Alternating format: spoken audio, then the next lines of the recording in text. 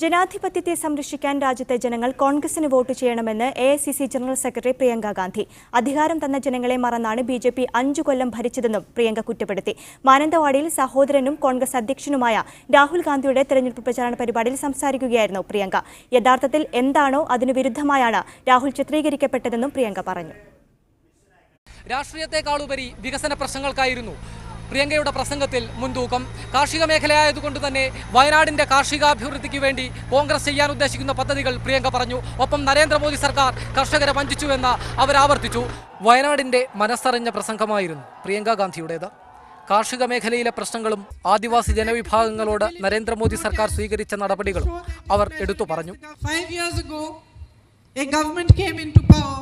From the moment it came to power, began to betray that faith. The Congress has always protected tribal land and tribal livelihood and will continue to do so.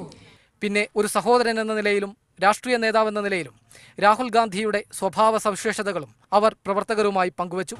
They have sought to portray in front of all of you and in front of the people of India a character of his which is very far from the truth. A man in whose hands I know you are safe.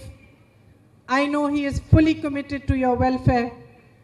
And I know that if there is ever a crisis, he will stand by you shoulder to shoulder and fight for you.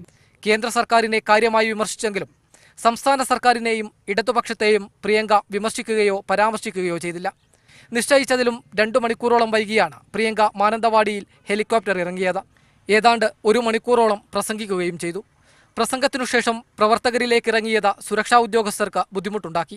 Ramesh Chennithala, K C. Venugopal തുടങ്ങിയ നേതാക്കളും പ്രിയങ്ക ഗാന്ധിയെ അനുഗമിച്ചു.